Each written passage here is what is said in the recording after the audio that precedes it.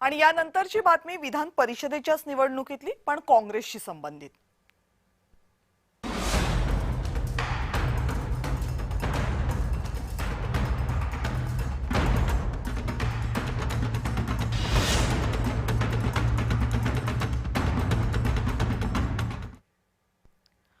राज्यातील विधान परिषद निवडणुकांसाठी उमेदवारी अर्ज दाखल करण्याच्या शेवटच्या दिवशी काँग्रेसनं उमेदवार न दिल्यानं किंवा इतर कोणताही पक्षानं 10वा उमेदवार न दिल्यानं विधान परिषदेची निवडणूक बिनविरोध होणार आहे.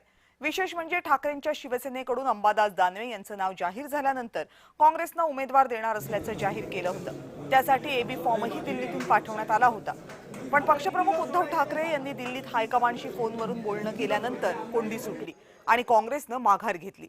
विधान परिषदेच्या निवडणुकीसंदर्भात काँग्रेस आणि शिवसेना ठाकरे गटाच्या नेत्यांची बैठक सुरू असताना उद्धव ठाकरे यांच्यासोबत जवळपास 4 वेळा फोनवरून बोलणं झालं होतं. तर उद्धव ठाकरे यांचंही काँग्रेसचे प्रभारी रमेश चेन्नीथला आणि केसी वेणुगोपाल यांच्यासोबत 3 ते 4 वेळा फोनवरून बोलणं झालं. पुढची राज्यसभा आणि विधान परिषद निवडणुकीच्या प्रस्तावावर एकमत होत नसल्यामुळे थेट उद्धव ठाकरे आणि काँग्रेसचे दिल्लीतील नेते फोनवरून चर्चेत सहभागी झाले. त्यानंतर दिल्लीकरांशी झालेल्या चर्चेअंती काँग्रेसनं निवडणूक न लढवण्याचा निर्णय घेतला. दरम्यान काँग्रेसनं अंबादास दानवे यांना कोणत्या मुद्द्यावर पाठिंबा दिला याबाबतची माहितीही समोर आली आहे. आगामी राज्यसभा आणि विधान परिषदेच्या 2 जागांपैकी एका जागेवर काँग्रेसचा दावा असेल. विधान परिषदेची 1 जागा ठाकरे गटाला देण्यात येणार आहे. उद्धव ठाकरेंनी काँग्रेसची अट मान्य केल्याची माहिती सूत्रांकडून मिळते. वगैरे काही नाही, परंतु अशा पद्धतीनं निश्चित भूमिका काँग्रेस पक्षाने मांडलेली आहे आणि या संदर्भात लवकरच मुंबईमध्ये मी सांगितलेले जे नेते आहेत, माननीय उद्धवजी ठाकरे साहेब, काँग्रेसचे माननीय चेन्नीथला साहेब, यांच्यात लवकरच अशा पद्धतीनं बैठक होईल. आणि विधान परिषदेची उमेदवारी उद्धव ठाकरे यांनी अंबादास दानवेंनाच का दिली तेही बघूयात.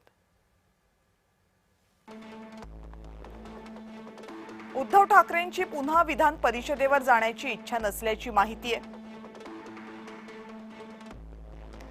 दानवेंच्या माध्यमातून मराठवाड्यात पक्षाची ताकद टिकवण्यावर उद्धव ठाकरेंचा भर असेल. संभाजीनगरमध्ये शिवसेनेचा प्रभाव कायम ठेवण्याचा प्रयत्न राहील.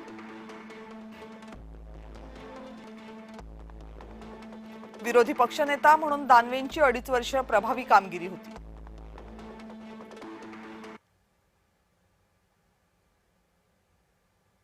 दानवेंची सभागृहातील आक्रमक चेहरा म्हणून ओळख राहिली.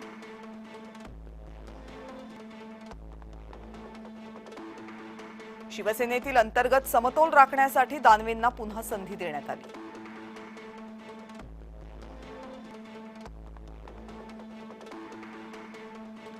मातोश्रीच्या विश्वासातला चेहरा अशी ही दानवेंची ओळख आहे.